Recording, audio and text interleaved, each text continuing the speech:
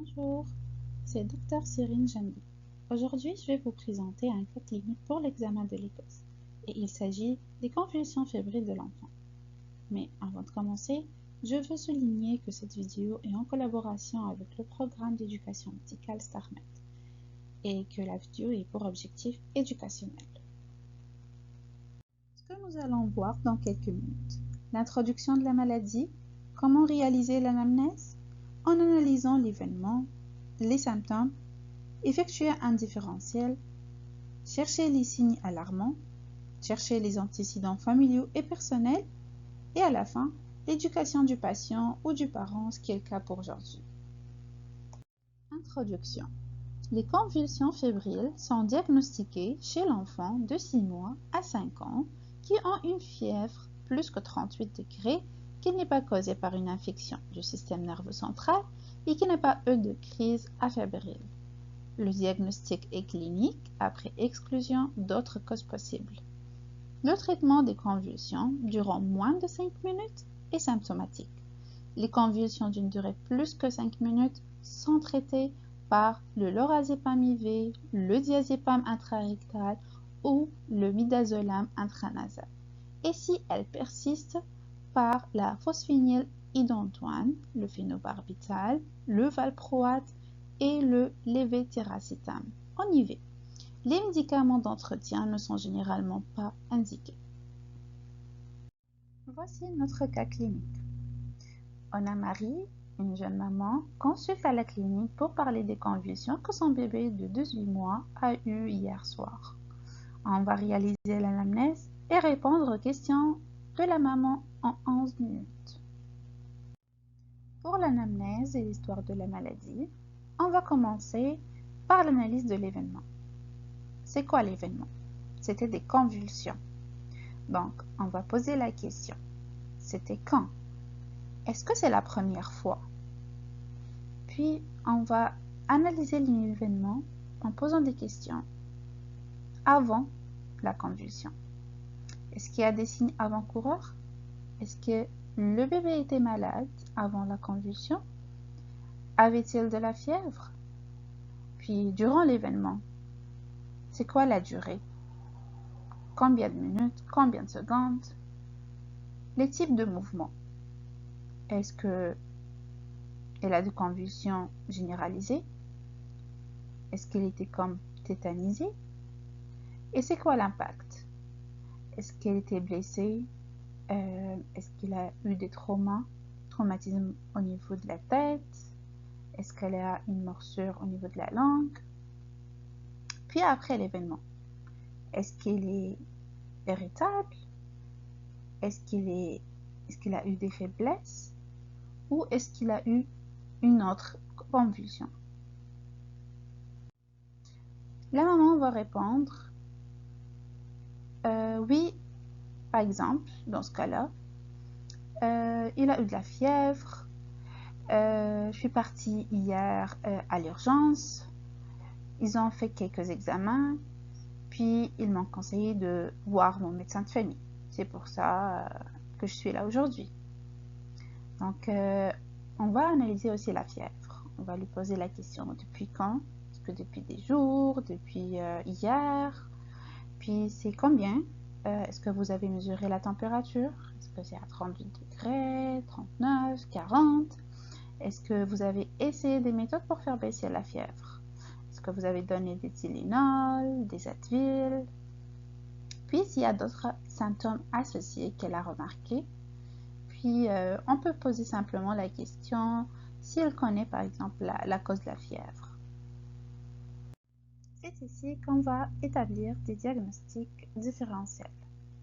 On va chercher une méningite, comme la rigidité du cou chez l'enfant, des éruptions cutanées, la photosensibilité, irritabilité, etc. On va faire aussi la revue des systèmes. Ça veut dire, on va poser des questions sur un peu tous les systèmes. On va chercher une infection respiratoire,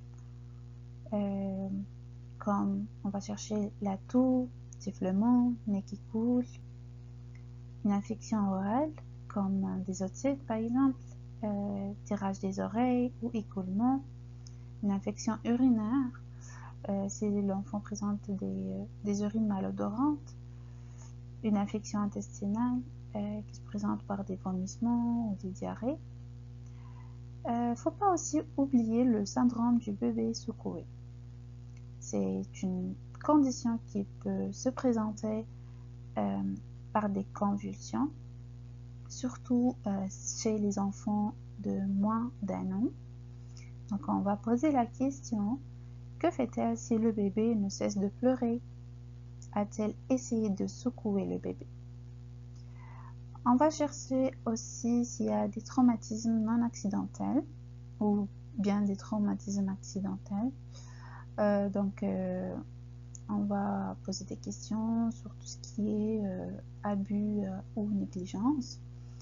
Puis on va chercher si l'enfant présente avec des bleus à différents stades de guérison sur le corps, s'il y a des antécédents de fractures, etc. Après avoir une idée sur la cause de la fièvre, on va poser des questions sur BIND. C'est quoi BIND? C'est un acronyme que moi, personnellement, j'aime beaucoup, qui m'aide à mémoriser ces questions. Donc, premièrement, on va commencer par B, birth. Ça veut dire tout ce qui est grossesse, accouchement, s'il y a eu des complications, si le bébé il est né à terre, les vaccins, s'ils sont à jour, la nutrition, voir son régime alimentaire, développement, milestones, tout ce qui est poids et taille, quelles sont ses capacités, s'il est capable de s'asseoir, de ramper, se tenir debout, marcher, monter les escaliers, s'il a peur des étrangers, combien de mots il peut parler, etc. L'environnement. On va faire la vérification de la négligence. Combien de temps passez-vous avec lui? Est-il difficile à gérer? Renseignez sur la personne qui s'occupe habituellement du bébé à la maison, s'il fréquente une garderie, s'il a d'autres enfants, frères et sœurs. Et aussi, on va se renseigner sur le tabagisme passif, la consommation d'alcool et de drogue à la maison. Maintenant, on va passer au signe d'alarme. Donc, faut jamais oublier ça. On va poser les questions suivantes, telles que: est-il somnolent ou mou? Est-ce qu'il pleure? Puis quand il pleure, est-ce que c'est vraiment beaucoup par rapport à la normale? Est-ce que ses cris sont aigus, sont perçants? Est-ce que avez-vous observé que sa succion est moins forte qu'avant? Est-il plus irritable que d'habitude? Puis est-ce qu'il a perdu du poids? Est-ce qu'il produit suffisamment d'urine et de sel? Puis combien par jour? On va passer aux antécédents. Donc, on va chercher des antécédents personnels tels que des allergies, des maladies, comme des maladies congénitales, des maladies, des malformations. Puis, on va voir si il prend des médicaments ou des vitamines.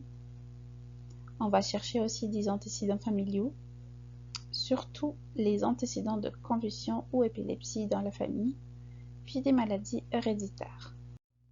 Des choses à ne pas oublier que j'ai pas forcément mentionné au début, mais faut pas quand même les oublier. C'est comme demander le nom du bébé, demander son âge. Comme ça, on peut mentionner le nom du bébé. On va pas juste répéter votre enfant, votre bébé. On va dire par exemple, il s'appelle Tom, donc on va utiliser le nom Tom à chaque fois. Si le bébé n'est pas présent dans la salle, donc on va s'informer de son emplacement actuel, puis de la personne qui s'occupe de lui. Puis si par exemple, dans ce cas-là, le patient il a présenté des convulsions hier soir, il a passé à l'urgence et tout ça, on va juste poser la simple question de dire comment il va aujourd'hui. Tout ça, c'est au début. Puis poser des questions à la maman aussi. Faut pas oublier la maman parce que c'est elle qui s'occupe de lui. Est-ce que elle va bien psychologiquement, est-ce qu'elle a du soutien de la part de son conjoint, si elle vit seule, tout ça. Troisièmement, maintenant on va passer à l'éducation du patient ou du parent, ce qui est le cas ici. Donc si c'est un cas de pédiatrie, donc c'est plus le parent qui se présente, un adulte.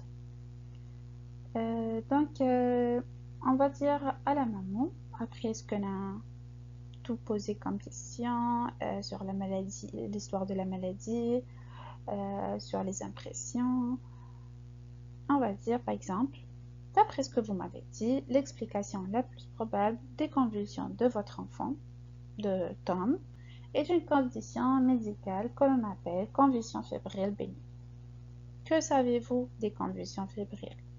Souhaitez-vous que je vous explique davantage?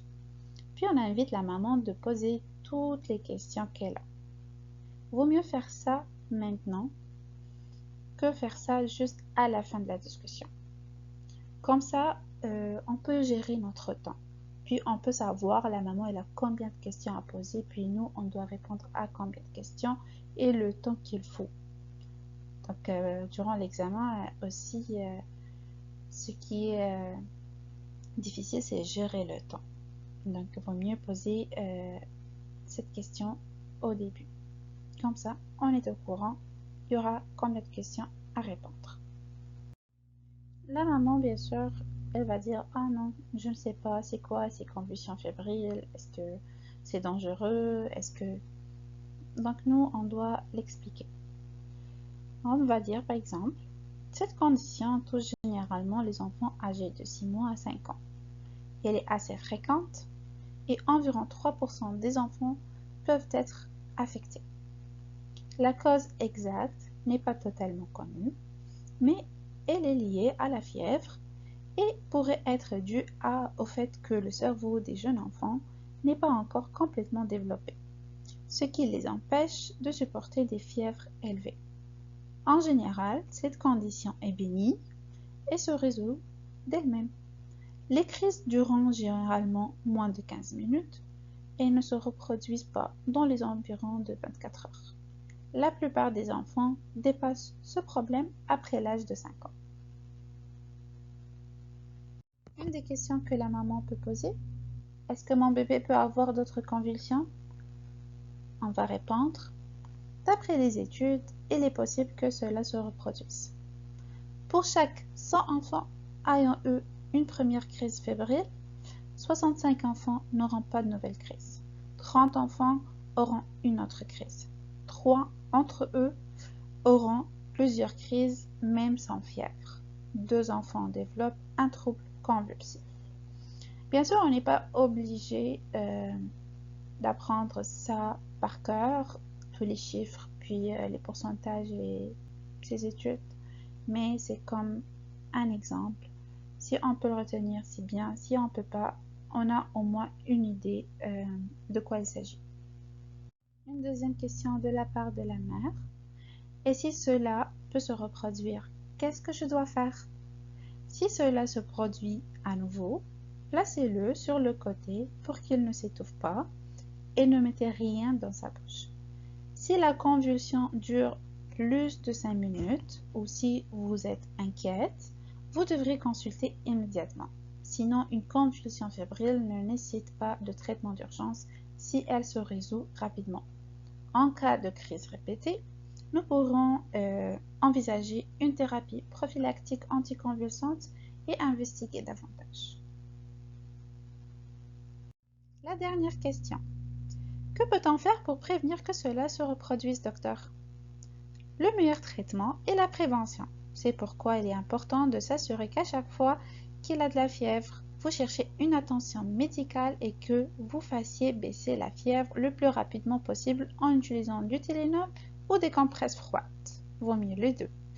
Ensuite, il faudra trouver la cause de la fièvre et la traiter. Je vais vous donner quelques brochures et sites web si vous souhaitez plus d'informations. Et bien sûr, n'oubliez jamais le rôle le plus important du médecin, c'est le suivi. Donc, on va lui dire, n'hésitez pas à m'appeler si vous avez d'autres questions ou préoccupations en attendant votre prochaine consultation avec votre enfant. C'est tout pour aujourd'hui. Je vous remercie énormément pour votre attention. Je vous souhaite beaucoup de succès et bonne chance pour vos examens et à la prochaine.